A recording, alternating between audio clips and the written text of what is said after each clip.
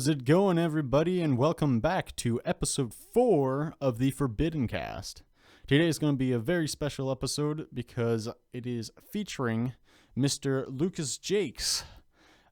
He's a good buddy of mine and is in a band with me, my band Forbidden Messiah. He plays the bass guitar. I am very happy to have him on. It's been a while since I talked to him, and I think we have some really fun conversation on here. We talk about a bunch of different stuff, mainly music. So if people are here to listen to me bramble about my boring life, sorry to disappoint, I guess.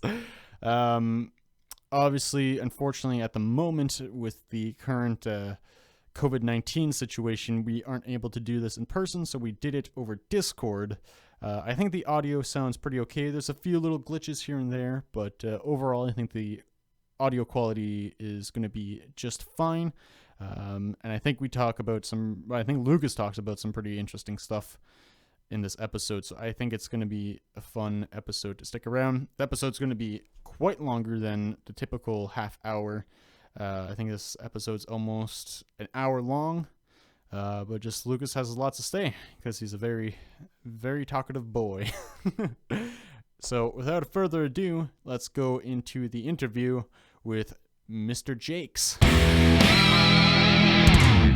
How's it going, dude? Do I get to listen to the music? Oh, you want? I don't know if you'll be able to hear it.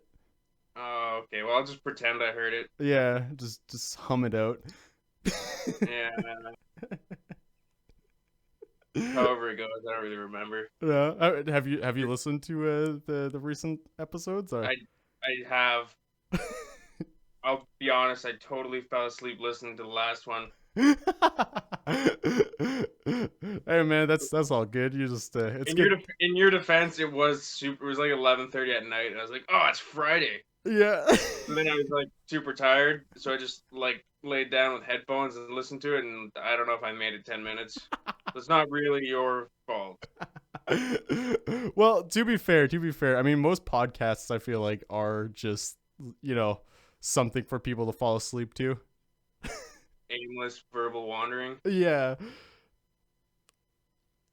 There was a word I found out, perambulation or something, I think it was, and that's like a fancy word for a little walkabout. Oh, really? Yeah, it was super cool. Never heard of that before. Yeah, since you can't really like go anywhere or talk to anybody, you might as well work on your vocabulary, right? Yeah, that's true. Fuck, I should do that. Fuck. So, anyways, what have you been up to? Or you know what? Actually, no. I should start by saying like maybe you should introduce yourself. Yeah. How are you? Who are you? Introduce yourself. You know, like ask about my feelings and stuff maybe first. Yeah. Like. Yeah. I just try not to have those and keep it moving. Keep it real. Yeah. I don't know. It's not too bad. Like I'm really I get to sit at home and play guitar all day, all night. So. Okay. I feel like I'm in the 1%. Yeah, that's a good place to be, I guess. Yeah. So, playing guitar, what do you usually play? Oh, dude, I've been actually going on a mean cycle because I was playing my telly a lot, and then I ended up playing my Ed O'Brien Strat quite a bit. Oh, okay. And then playing my Les Paul, and then I actually was playing my 6-string Mark Holcomb. Okay. Because I took the strings off the 6 and 7 string, oiled the fretboard, and polished the frets, and started noodling around on that one. And it was like, this is sweet. So, and then last night I ended up picking up my acoustic and playing that for a couple hours. So, nice. It's all over the place. Sweet. What about you? I've been since yesterday. I swapped. I already showed you that, but I swapped the pickups out in my Jackson Kelly. Mm-hmm. So originally, what was in there? I mean, which you already know, but I guess for people who, don't know me, don't. But originally there were EMG, just a stock like EMG 8185s, I think, in there. The active pickups. Those are the stock In your ones. Jackson? Yeah. I thought you said they looked like Invaders, but they were like knockoff. No, that was that's what were in my Jackson Rhodes. Oh well, dude, you can't just say Jackson. You got like seven. That's true, yeah. But yeah, no, And the picture you posted was of your roads, so that's why I thought. yeah, yeah. No, because what I did is, so the Kelly originally had the EMGs in it, and then I took those out, and I put my Ibanez pickups that were in my Ibanez before I swapped those out inside of my Jackson, because I was just getting tired of the active pickup situation. Because for some reason the battery connection, there was constant like interference or something like that. So like, I mean, you know what happens whenever like a battery dies in active pickups, the guitar just doesn't work, you know. But the thing was, it wasn't ever the battery, because as you know, as soon as like the guitar would tilt or something like that, then the battery wouldn't move. It would just fuck up. It wouldn't like work properly. So I just had enough of that. So I took those out, put those just shitty stock cheapo Ibanez pickups in it, and then eventually what I did is on my Jackson King V, my black one that I was trying to sell at one point. I took the Zebra pickups out of that, just stock Jackson pickups, put those into my Kelly, and then eventually I was like, oh, well, maybe these like Duncan design pickups that were in my Jackson Rhodes would sound cool inside of the Kelly. So then I took those out, put those in, and then they didn't sound good. And then finally I just caved in and bought the Epiphone Pro Bucker pickups, which are like, I think honestly one of my all-time, for bridge pickup anyways, one of my all-time favorite pickups. Do you not have the Pro Buckers in one, if not two, of your Epiphones? Yes, so in my Les Paul, I have the Pro Bucker pickups set inside of that, and then in my Epiphone Snow Falcon, those are actually the burst bucker, the Gibson burst buckers. Okay. Yeah. Sweet. Yeah, it's so yeah, and honestly, now that I put the Epiphone pickups inside of my Kelly, I haven't been able to put it down since. It's like just so good. Sweet. Yeah, dude. There's just something magical about getting a killer set of pickups Oh yeah. in a not ridiculously expensive guitar. Yeah. Well, actually, I can't remember how much my Jackson Kelly was, because I remember I got it for my birthday like quite a few years back. But I think it's an X series, so it's like mid range, so like 700 or $800. But like still, that's still fairly good priced Oh, guitar. Like, like that. You're not over 1,000, and yeah. you know. Oh yeah. But yeah, So, besides just playing guitar, you got anything coming up, or you working on something? Any new music or whatever? mm, well, I've been on a like total Bodum binge lately, as Oh, like probably a lot of the world has, yeah. and I've been finding so many amazing like sort of tributes that were done, and a lot of them were done years ago. Okay. But it's like orchestral arrangements of the songs. Oh, that would be cool. Oh, dude. One like thing that I've always said is if you really want to test how good a song is, switch genres. So take the song and like if it's a rock song, like can you make a country version? Can you do like, a metal version, like whatever, folk version, like Yeah. if the song can jump around, obviously it does kind of depend on the musician who would be covering it or arranging it and all that. Yeah. But I mean, like a good song is gonna be just a good song. Yeah, that's true. Seeing how brilliantly the songs translate. I mean, it helps too that he played violin for like 6 years before he picked up a guitar. Oh, did he? Alexi, oh yeah, Oh shit. Okay, I didn't know that. oh yeah, dude. He started when he was like 6 or 7, playing violin, and he started playing guitar when he was 13. Oh wow. Okay. So I guess yeah. Yeah, That. so Oh, sorry. Go ahead. yeah, well, it's like 6 years of like classical, probably violin playing, because in one of their DVDs, but you can find it probably on YouTube, where there's him as like a kid, like a little kid, at some sort of music concert thing where there might have been like adjudicators or something like that. Oh, okay.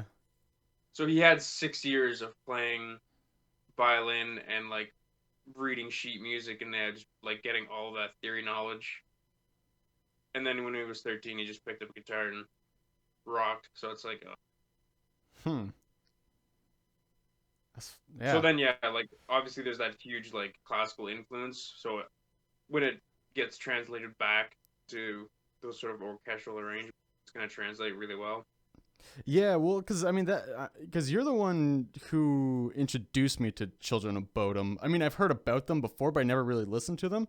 Um, but yeah, like the first thing that popped out was just how like melodic and like especially with the way he phrases things in his melodies, it's very classical and uh, kind of I guess Ingve kind of neoclassical kind of style. I find, anyways. Yeah, Yeah. yeah. Well, it's just great tunes. Yeah. Oh yeah. Yeah. I still can't Uh, remember uh, which one. Because you showed me the. I think is it the Live in Tokyo? Which one is? yeah, Yeah, that one Tokyo there. War Hearts. I Yeah. think we listened. I think we were driving to North Bay, Yeah. Yeah. and Yeah. we ended up listening to almost the whole thing, if not all of it. Yeah. There was a song on there in specific that like was really like, holy shit, this is fucking sick. I Yeah, can't. that would have been touched like Angel of Death, Is an that? Angel of Death. I remember it being like the second or third song in. I think. Well, because there's the like their walkout music, and the second one it could have been Silent Night, Bottom Night. I think it was that one actually. Yeah. Yeah. Yeah. Yeah, it's a damn shame that he passed away. Was it ever confirmed of what it was, or? No, Uh, but it was in December. yeah, it was still last year. Yeah, so the week before everybody found out what had Yeah. happened. And I don't know. Whatever, like, you know, it would be, and something that it kind of doesn't matter what it was, No, because that, exactly.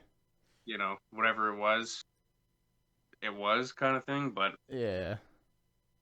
uh, yeah, 41 that's young, man. Yeah, that's too young. Jeez. That's I mean, for me it would only be 20 years away, and like I mean, I don't know, 20 years seems like a long ways away, but it's not. It's really not. Oh, not at all, man. That's 12 or 13 years. That's how long I've got to go till I'm 41. Yeah. Yeah.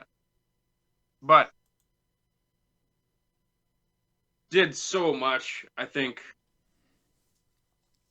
for music. And I think because sort of looking into it, there's a whole bunch of other people like Archie Cruz. I don't know if you've heard of him. No. Oh, dude, you gotta check this guy out. Oh yeah. Yeah, he's some like Finnish dude Okay. who just like totally rips it up. He worked with Alexi because there was the local band, or Oh that yeah. local band, whatever it is, Yeah. and they do covers. But it was, I forget the guy's name, but he's I think it was the drummer who was in the 69 Eyes, which I think had the guitar player Lind from him because they're all like Finnish guys. So they were in a band, 69 Eyes, and the 69 Eyes are pretty big.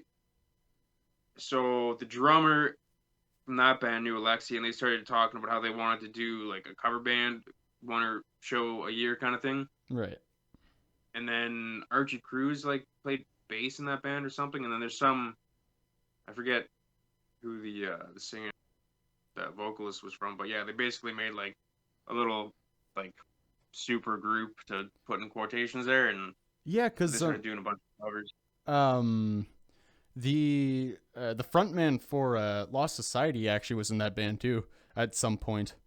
I don't know if he was. Oh, okay. I don't know if he was filling in because he was playing bass. I don't know if he was filling in at the time or if the one dude left and then he came in. I'm not sure, but yeah, he Sammy. I'm not sure how to pronounce his last name, but he played bass for them because he's also Finnish. So. Oh yeah. Yeah. Yeah, I mean that's the thing too that I think like, I haven't really done a tremendous amount of research to it, but like ESP Guitars, like Alexi really, like that company did a lot for him, but he also did a lot for that company. So if you look at a lot of the Finnish, like metal guys, like they're seem to really be rocking ESP. And I feel like that's a bit of an influence on probably Alexi's part. Yeah, definitely. And he's like, it is his signature guitar. Like, I'm so bummed, man, because I'm sure they would have released that like purple V that he had, the neck pickup. Yeah. And like, I signed up for some like giveaway contest, so I'm getting emails from ESPN. It's like, oh, the 2021 lineup, and I was like, I really, you know what? There was one guitar that I would have cared about, and I'm probably not gonna see it. Yeah. Well, they might, because I mean, like, I don't think they'll milk his shit as much as Dean does with Dimebag, but they might. They probably at some point will. Yeah. But I think in just giving everybody time is probably the game plan. Because that's another thing too. Is so many fans are commenting on so many like things. Yeah. But like, because I'm a fan, obviously like the algorithms will pick up, those posts and put them in my feed. But right. Yeah, like it's just accomplished a lot. Oh yeah. Yeah.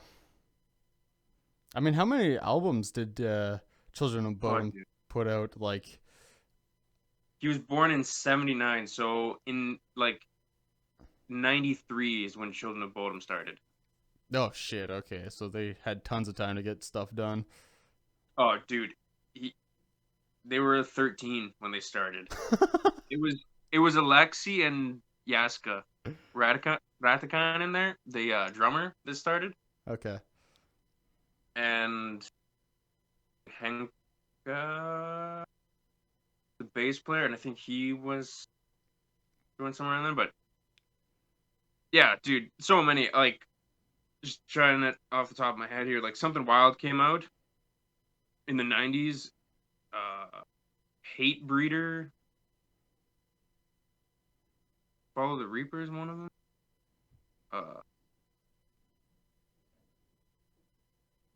I don't know if Trash Lost and Strung Out is just like. Okay, I'm drawing a blank because I can see the colors of the album, but the names. But then there's like, Are You Dead Yet? The white one that has Blood Drunk on it. I forget what that was called. I Worship Chaos, which is the one that they put out before Hex, and they did a couple like cover albums and stuff. Okay. But and then it's just that's a shame too because like Hex came out and that album so good. Oh yeah. I remember hearing they put out This Road was one of the singles, but then they put out Under Grass and Clover. And I remember listening to that because In Flames put an album out that year too, and their single was Burn. And listening to Under Grass and Clover and Burn, like these two of my favorite bands, is like, oh, this is gonna be a good year. I think it was 2019. Yeah, I remember that because I think we got together and listened to the entire album together. I think. Oh yeah, probably. Yeah, cause And the other dude, anybody wants to check a song out from Hex, like you gotta check out Platitudes and Barren Words. Platitudes and barren words. All right, cool. Is that the song this week? Is that your musical recommendation?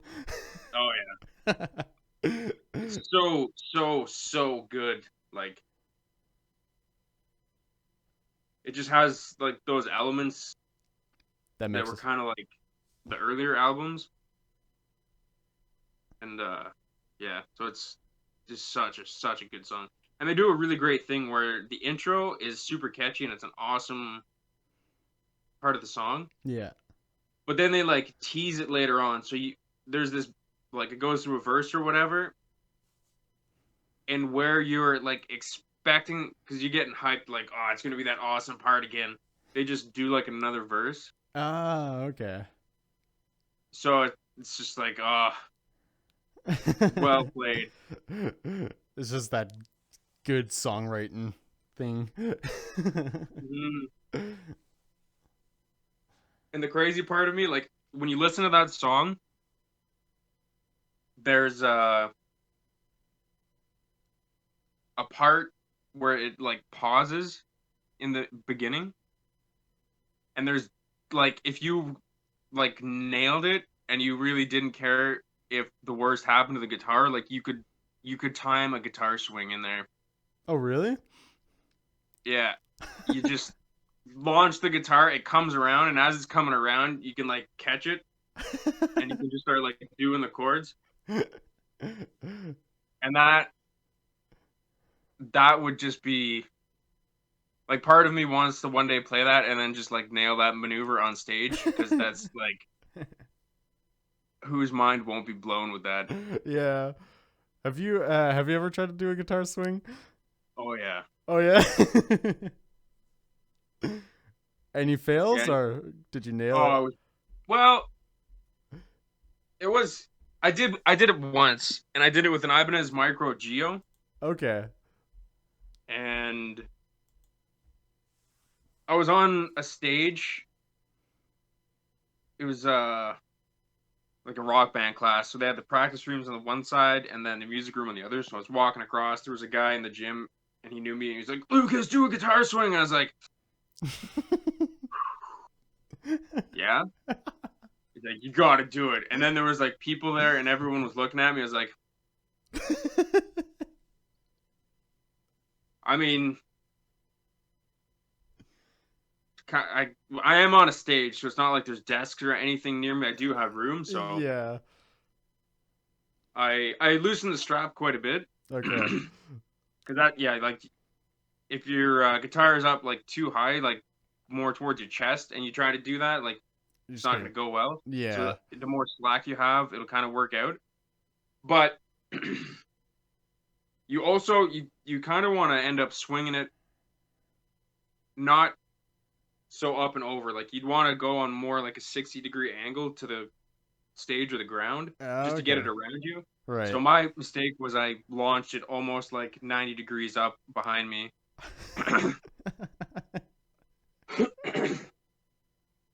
And yeah, the I had like a strap lock system in there with a really big screw, but the screw I like something was wrong with the slack, so the guitar went up and over me, and all the slack kind of wrapped me. So then all that tension pulled the screw out of the bottom of the body of the guitar, Oh. and the headstock smoked into the stage. And it was like hilarious and all, but I was like, oh no. Oh But yeah. dude, the guitar didn't even go out of tune. Really? Yeah, there was like Wow. no damage to the guitar.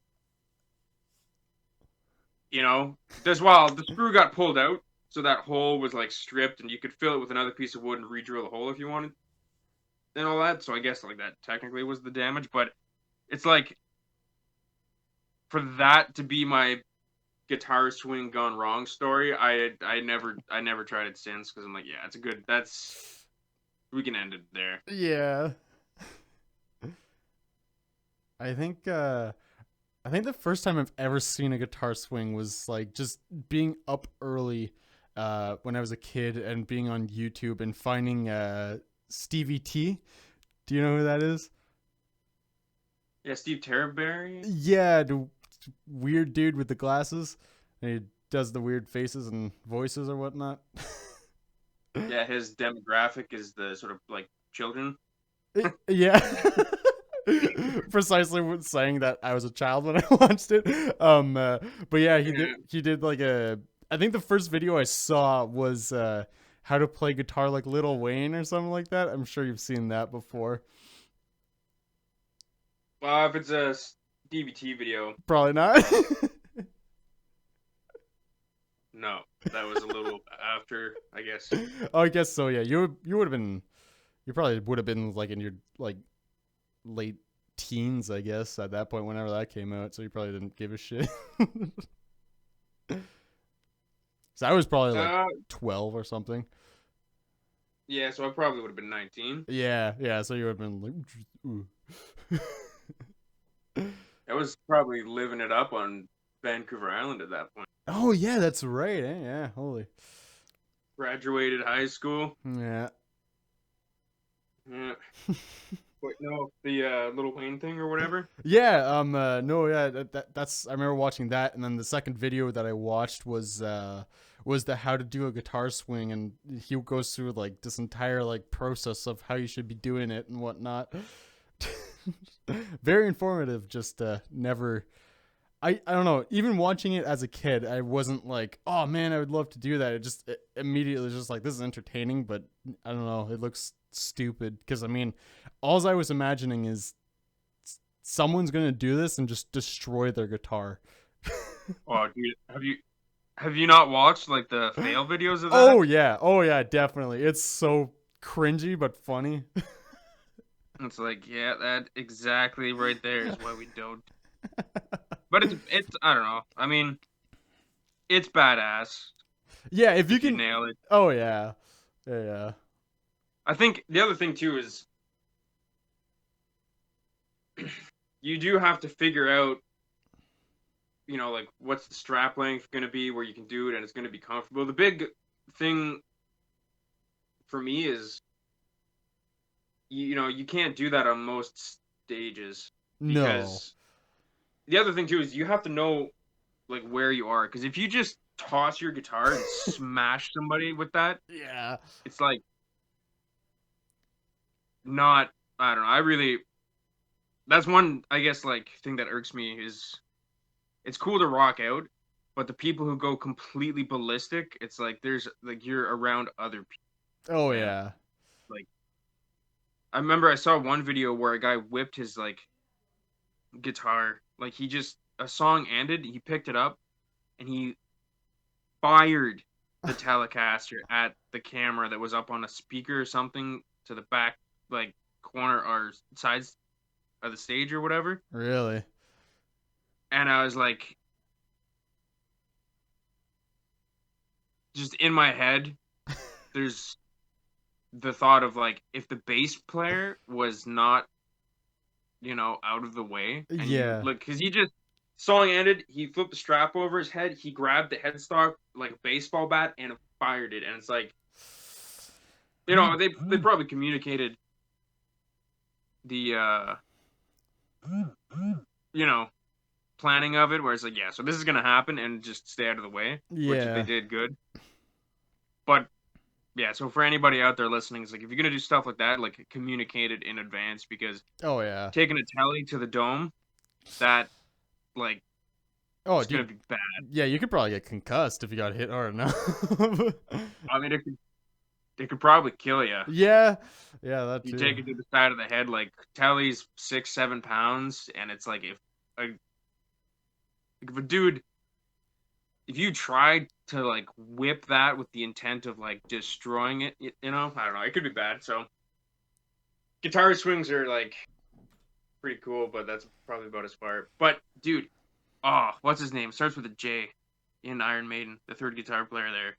No, Not Dave, not Adrian. Yeah, something. is it? Jazz something. Is it? I'm so sorry, I'm forgetting his name. Man, I don't even know either. Is it like the oldest looking one, or Hmm. because Adrian Smith is the one with the Jacksons, Yeah. and then Dave is he's got a Strat too. Usually, I mean they yeah, all kind of do, but yeah. Fuck, it's I forgot yeah, that Maiden's got 3 guitar players. Holy shit. I forget his name. Yeah, I think I know who you're talking But about though. that guy, he has some maneuvers, and it's sort of great because he is the third guitar player kind of. Yeah. So he'll just do crazy guitar acrobatics. Like he'll do the guitar spins. He'll like use his foot to do like a slide down the neck. Like he'll just kind of like have the headstock on the stage, bring his foot up, and you know how you slide like your fingers down. He'll do Yeah. that with his foot, and he does this thing where he like picks the guitar up in front of him and spins it over behind his arm in front of him, and then he like flips it back around. I don't know. It's like this twist maneuver. Holy shit. It's, like super cool. And I mean, if I was the third guitar player in a band, like why would I not just take a Strat that Oh you know yeah. is solid and just literally do that? You Yeah, know yeah. what else am I gonna do, Actually, right? actually, you know what? I think it's pretty funny that you mentioned that because I think I've seen like live Maiden videos, and like I think I've seen comments underneath the videos saying just like, man, that third guy is just there for like showboating. Just to make the Yeah, show well, it's better. there's there's times where the third guitar player, like, because you could have, you have those extra harmonies and stuff to make it cool. Yeah. But yeah, just chugging along on a riff, Oh yeah. you know, Yeah, or even if which there's is like really, a guitar duel sort of thing between the two other guitar players and you have the rhythm, in behind, like, oh yeah. but Adrian's deadly. Like Oh yeah. he's kind of the one that like isn't out there too much. Kind of feel like he hangs back a bit, but when he can really rock Oh yeah. those leads. Definitely. I still want to get his X series signature from Jackson. It looks Hmm. super sweet. Yeah, yeah, they look awesome. Yeah. But you were looking into that new Misha one, eh? Yeah, that one looks sweet too, but I'm still trying to just save up money for whenever that new Brennan Small one comes out because they still haven't even Yeah. announced it. Hopefully, I don't think Epiphone released their new lineup this year yet, so hopefully it'll be a part of that. Hmm. Because I know Slash supposedly, like, I wouldn't say leaked, but he posted a picture of his new guitars and his prophecy signatures were in there.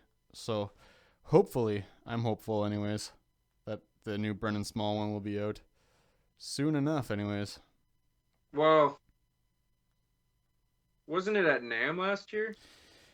It was leaked because supposedly they had it there, but it was just like as a prototype for some of the new Prophecy series stuff because I think they wanted to reamp their Prophecy series.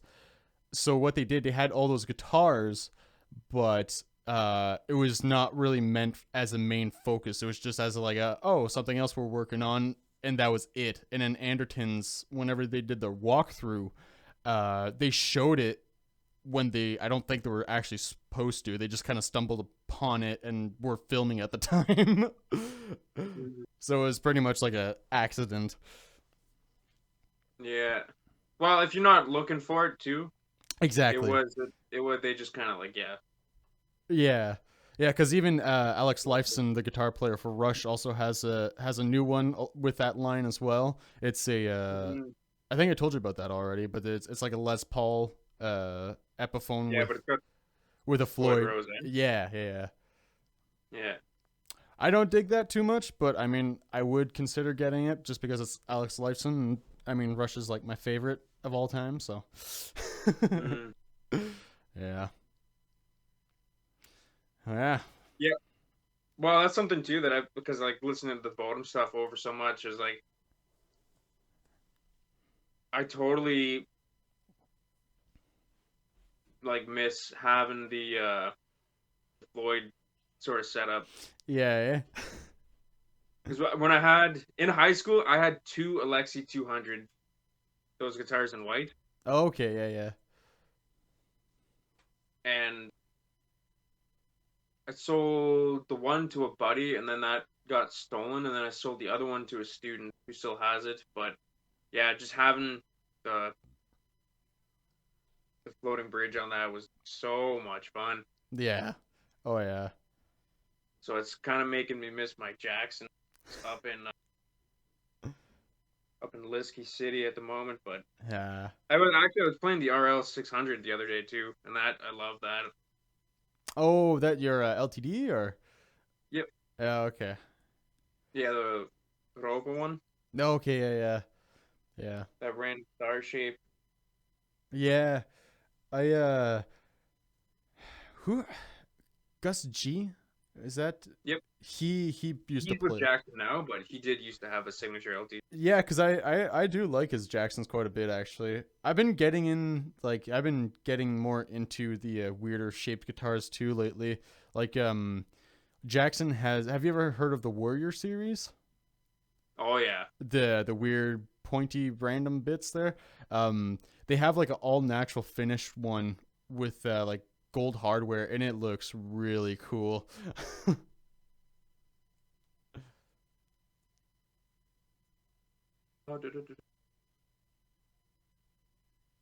Because yeah, I'm trying to think of all the remains. Because Ollie Herbert, he was with Ibanez for a bit, and they had their Xiphos guitar. Okay. Warrior. I don't know if he ever played a Warrior. There's some guy named Justin or something. I think maybe he plays 7-string guitars. I forget the band name, but yeah, like he rocks a Warrior, Yeah. a whole Okay. bunch of Warriors. He's got one with a natural wood finish, and it looks cool. Oh, I think I know what you're talking about. Yeah, like he's playing like super like I want to say like death metal stuff. Yeah. Yeah, Oh, ripper dude. did you see that Brandon, I forget what his last name is. Alex, yeah, Yeah, Green Crackle Jackson. yeah, I'm super glad that he I mean, I'm not like super into Black Dahlia murder, but yeah, I don't know, it's just cool cuz I mean, cuz you saw him in North Bay, eh? Yeah. Yeah, like that's to me that's what just makes him like a memorable dude. Just like the fact that like, you know, someone, kind of in quotes that big can be playing in a small little venue like that. Well, that's that whole the club was closing down, but they kept it open long enough for that gig. Oh, Props to whoever the guy in North Bay that coordinated that was. And yeah, they were on tour. They didn't have it booked, and then they were going through. They played in Timmins the day before, holy shit, eh? and it's like the Black Dahlia murder. Yeah. Like big band. Like honestly, they've Yeah. put the time in, and but doing shows like that, that's how you get to your fan base, and that's how you make them feel good, Oh and then yeah. that's how you sort of ensure like a career as a band is going and doing stuff like that, you know. Yeah. Oh yeah. And I kid you not, Brandon Ellis could very well be the best guitar player I've ever seen. Really, eh? Like, oh, dude, his playing was absolutely flawless Huh. from what I watched. Like his leads were so clean. It wasn't. It was literally like, yeah, this. He's of everyone I've seen play live. Like I haven't seen too many like bands or whatever, Yeah. but like he's got the tightest. It's clean, and he's playing really complex stuff. Yeah. Oh And he's fuck yeah. the thing is like the look on his face where he wasn't even looking. It was like, yeah, this dude is just he's relaxed right now. This is literally he's making it look effortless. Yeah. Fuck. So it's yeah, incredible. And I really tried to get a T-shirt, but I couldn't because I Oh. think they like pulled them. But they had T-shirts with all of the dates Okay. and locations on, and Yeah. instead of they had Timmons spelt like Timmons,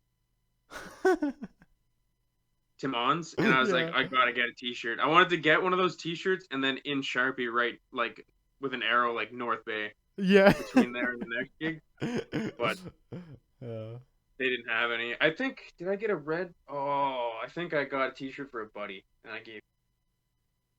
But that gig, there was a band called Homewrecker that opened up. Okay. Oh, Good. so good. Yeah. Yeah, I think they're from Ohio, but yeah. Fuck, man. And I don't know, some local band would have probably opened it. Sorry, guys. Yeah. Forget. Yeah, man. I miss live gigs. I think, uh, even like just playing, even just helps setting up and stuff like that, doing sound and whatnot. I miss all of that. Yeah, I try not to think about it. Yeah. Because Yeah. I made it till December. Like, everything happened, and I was like, whatever, stay home, play guitar, and then work picked up, and I was busy, and then December having time off, where it's like, what I enjoy most is playing music, like playing an original song. Either, I wrote it myself or I wrote it with people. And whether or not it's in a room just rehearsing or if it's in front of an audience, it doesn't really matter. But playing an original song, Yeah. that is what brings me the most joy. And when it's obviously going well Yeah. and everyone's nailing their parts, Yeah. that's the most enjoyment that I get out of playing. So to not have that at all, it Yeah. it really sucks. Yeah. Yeah, man. Because, I mean, fuck. Like, I mean, our album, the Forbidden Messiah album, is going to be dropping soon. Uh, Mhm. and yeah, man, like, it would have been great to have done, like, even like a mini tour, just in Ontario or something like that. Like, 4 shows, it would have been sweet to at least do that. But, yeah. Yeah, it's sort of the other thing too is as much as it sucks, you really kind of just have to play with the cards you're dealt. So for now, you know, no gigs can happen. Yeah. Hopefully one day the pestilence subsides Yeah. and gigs can happen. And in the meantime, everybody just work on their own parts, and then that way when we get together, we can nail it. And the other thing too is figuring out, because logistics for everything. I've been in a lot of situations where people don't really understand how much work goes into making a show happen. Oh, yeah. Because you have to secure a venue, Yeah. and are there going to be techs? Yeah. Because that's going to cost more money. Mm-hmm. Is like, does the venue even have its own sound system? Because chances are it doesn't. Yeah. And more often than not, systems are set up to just play music with ridiculous subs. Mm-hmm. And whatever small sticky board they have tucked in a corner somewhere doesn't quite cut it. Yeah. And so are you going to need to supply your own PA system? And then now you have that much more gear to haul around. Who's got the vehicle for that? And then also for the venue, like for the gig, I should say, it's like you need to get the info out. So where is it? When is it? How much is it? You might not hand out physical posters, on light posts or phone booths or stuff like that anymore, but something would need to get designed. It needs to get distributed somehow online at least. So, Yeah. that alone can be, I mean, it obviously is a process. And then all of those things you have to coordinate, to do that in multiple locations with potentially considerable drive time in between. Oh, yeah. Now it's like, okay, so now fuel's a cost, food's a cost, people have to stay somewhere. Mm-hmm. And that's not dealing with the whole, how are we going to get paid kind of thing, because a lot of times you have to pay to play. There's people that I know in Toronto where the band showed up, they played their set, and their payment was a beer and a poutine. there's a lot of, because then it's, personally, I've dealt with bars that have had good owners. Okay. You know, they really, where I've played, I forget the name and I forget the people's name. Really sorry about that, but I think it's a husband and wife, and there's a bar in Kirkland Lake. I don't know if they're still open or not. Yeah. With all this stuff closing businesses down, but they were super nice, phenomenal. They paid us, which is always nice, Oh yeah. and they were like, "Oh, do you want something to eat? Like, we'll get you beer. It's not a problem." And if any, like, one thing that I really respected was that the owner was like, "There's some, people in here right now that have been known to get rowdy. So if they give you like even the slightest hint of attitude, let me know, and they're gonna be out of here." That's always So nice. yeah, it's always nice. But and then that, according to what people have to say, is not the typical experience. With certain Yeah. Yeah, that's true. people. And then yeah, like money. How are you going to work it out? Is it like we're going to show up, we're going to pay the venue so that we can play and then keep the door? Because to get a venue to pay you a certain amount, like, okay, we'll show up, we'll do the gig, but we need to be paid at least this much. And then the venue's going to say, like, okay, well, then we keep all the money at the door. Yeah. There's so much to try to figure out. And then it's like, if you show up somewhere and there's 3 or 4 bands playing, like, how are those other bands getting paid? If Yeah. the 3 or 4 bands split the door, it's like, okay, well, you know, of all the bands, there's 3 bands that played, however many people that is, and like the door only made $300. Yeah. Well, that doesn't even cover fuel getting Yeah. to it. Yeah. And then you can try to offset that with merch, but then that's another upfront cost of to get it made. Stuff has to get designed before it can Yeah. be made, and then you have to pay for it, get it, and then that again, that's an extra thing to haul around.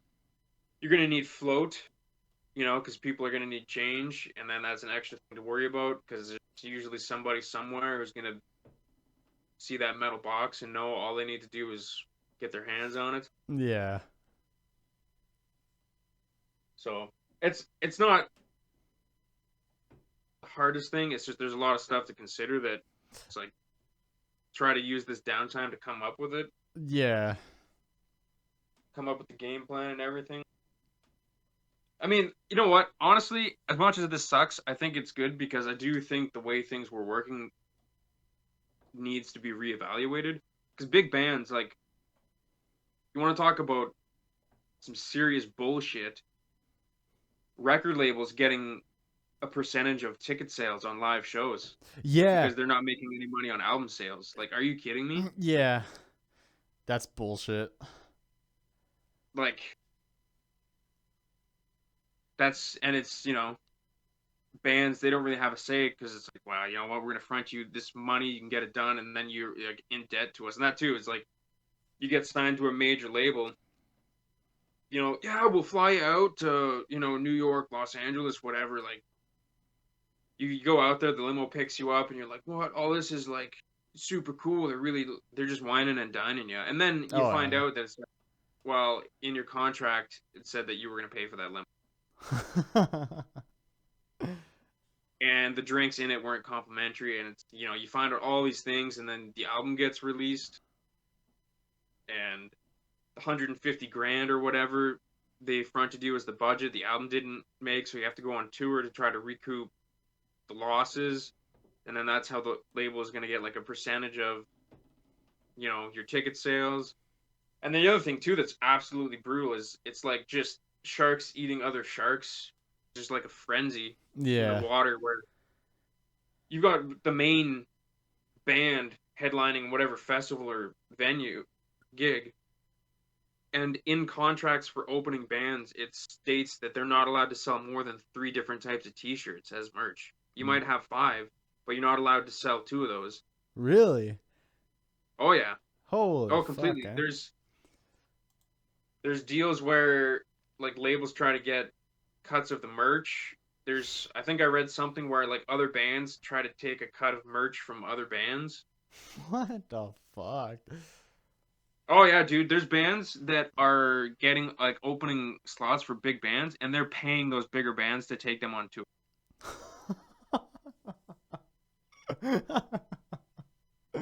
Man, what kind of corrupt bullshit is that? Well, it's, I mean, it's all business. That's all it is. But like, fuck. yeah, it's brutal, man. Yeah. How do you fix that, Yeah. you know? Yeah. Oh yeah.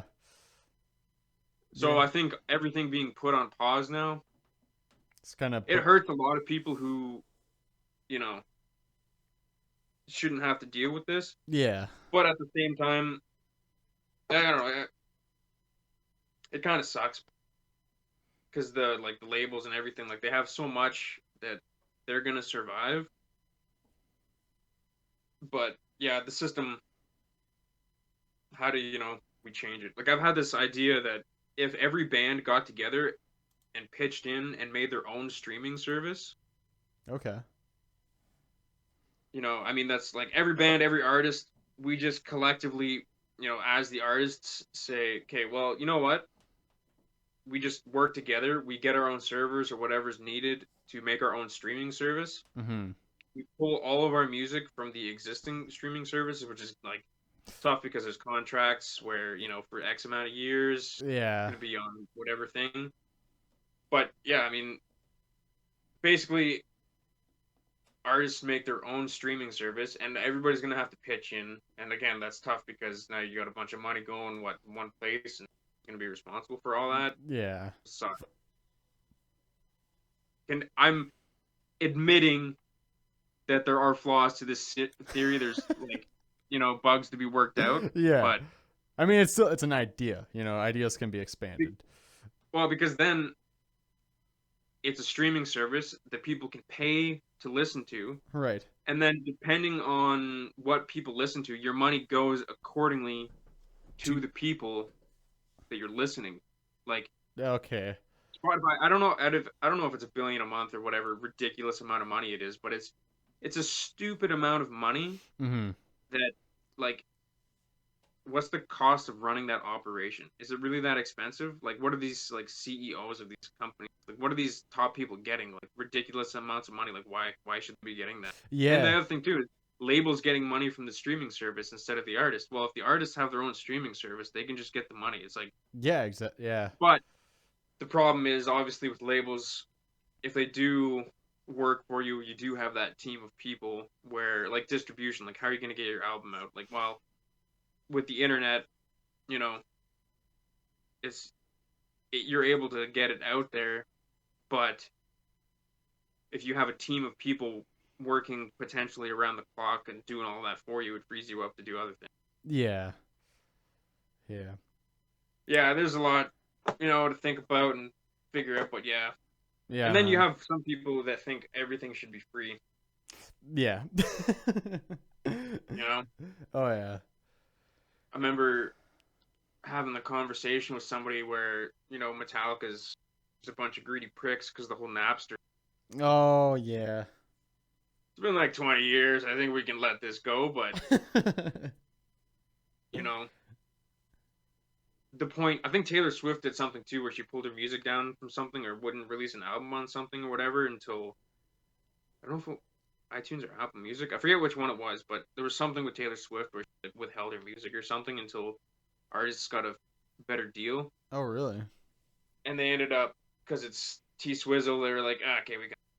Yeah. And yeah, like artists deserve to get something in return for the work that they do. Oh, absolutely. And the only people who have power to really fight for people like you and I, like it is Metallica, it is Taylor Swift. They're the ones who have the big guns and can say, I think you're going to change how you do things. Yeah, exactly. Because I'm kind of a big deal. and you're gonna lose a lot of money if we don't figure something out. Yeah. Whereas for you and me, it's like we're independent artists. Like Yeah. we're okay, guys. Yeah. Oh yeah, exactly. I But then mean, there's another guy. I remember him saying that everything should be free, all music should be free, all art should be free. You should never have to pay for anything. And it's like, well, I put a lot of money into Beyond These Shores. Like I'm sitting at, between gear, studio time, paying people to be, like oh doing their man. part, recording and all that. Yeah. Like I'm like 30 grand into this, Oh yeah. and I've made maybe 400 albums. Now, obviously, I could do more to promote it and try to like get more and try to get it on all the streaming platforms and try to get some revenue from that. But it's like it's still, unless it really took off, like maybe one day the best case scenario is that I come close to breaking even. But I'm doing it for fun and because it's the kind of thing that can make me happy and I enjoy listening to that music and playing that music. Yeah. But yeah, like anybody who thinks like, oh, free, it's just don't want to work for anything. Yeah. Because that's, yeah, I don't know, it's not really a fair thing. So No. you have that end of it, and then you have the other end of it where there's other people taking all of the money for themselves. Yeah, Where exactly. that, you know, middle ground. Yeah. Well, I mean, I think honestly, like, I think the easiest way to, for someone who does want shit just for free, like, it's easy. The easiest way to, make them understand, I think, anyways, is to just compare it to, whatever they do for work, you know? Like, I mean, if someone's a chef and they're saying like all music should be free, then it's just like, okay, then tonight you're working for free. Like every meal that you make, none of that money is going to go back to you. You're just going to work for free tonight. And it's like, well, no. It's like, well, exactly. Like, I don't know, something as simple as that, I think. Hmm. Yeah. Some people,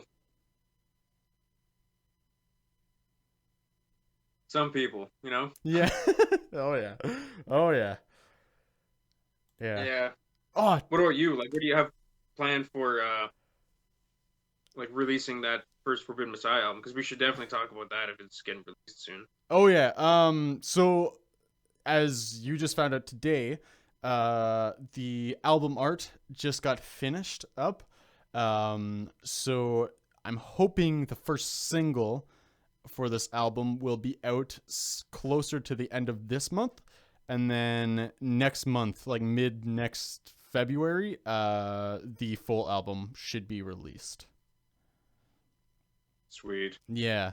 And then it would be really cool to work on like a few playthrough videos because I mean, right now at the moment, I don't think we can really all get together and make videos and stuff like that happen. Um, but as even if we have just playthrough videos of us playing our parts, I think that would be something to at least enjoy watching while you're listening to music and whatnot. And then the album will be on all streaming platforms and whatnot for everybody to listen to.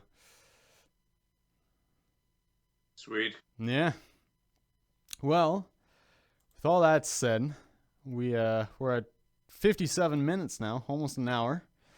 Told you we're gonna do the first hour and find out it didn't work. Yeah. But do you have anything else to say? Any words of advice? Just anything at all to the listeners of this episode? Check out Platitudes and Barren Words. Yeah. Keep your eye out for that Forbidden Messiah stuff because it's actually really, really awesome. And do you have anything related to that? Are you tied into Related that? to Yeah. 'Cause for people who don't know who you are, would they know that you played bass on it? oh dude, I just don't matter.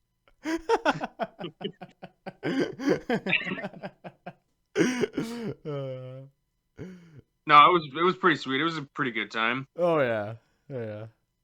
I'm super happy because I got the Fender Jaguar, the Troy Sanders bass, Yeah.